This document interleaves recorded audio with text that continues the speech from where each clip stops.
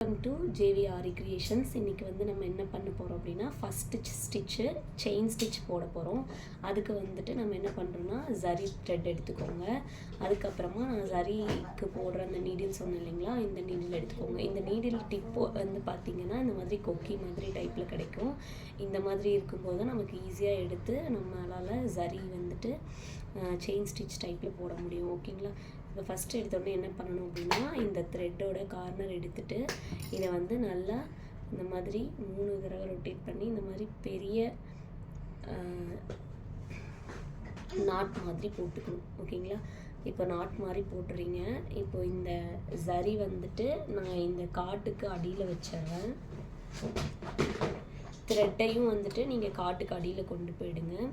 First எடுத்த உடனே needle வந்துட்டு இந்த ஆங்கிளில் ஸ்ட்ரெயிட்டாக நேராக இருக்கணும். இப்போ நான் என்ன பண்ணுறேன் அப்படின்னா, இந்த நீடிலை உள்ளே விட்டுட்டு இதை மாட்டி ஜூம் ஏற்றுக்கணும், அவத்த சிக்காது.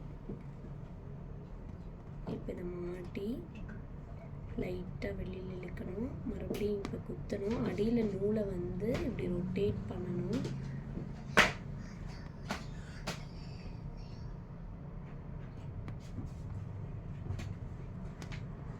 நான் அடியில் போடுறது உங்களுக்கு தெரியாது. இப்போ வந்துட்டு ஃபஸ்ட்டு நான் மேலே போடுறேன். அடியில் எப்படி கையை ரொட்டேட் பண்ணுறேன்றதை பாருங்கள்.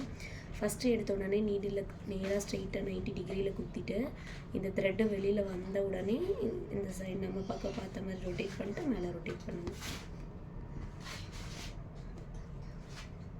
சேம் ரொட்டேஷன்லேயே வந்துட்டு போடணும்.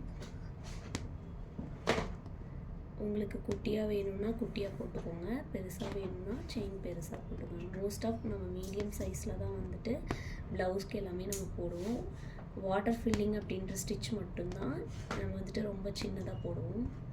மீதி எல்லாத்துக்குமே வந்துட்டு பெருசாக தான் போடுவோம், மீடியம் சைஸில் தான் போடுவோம்.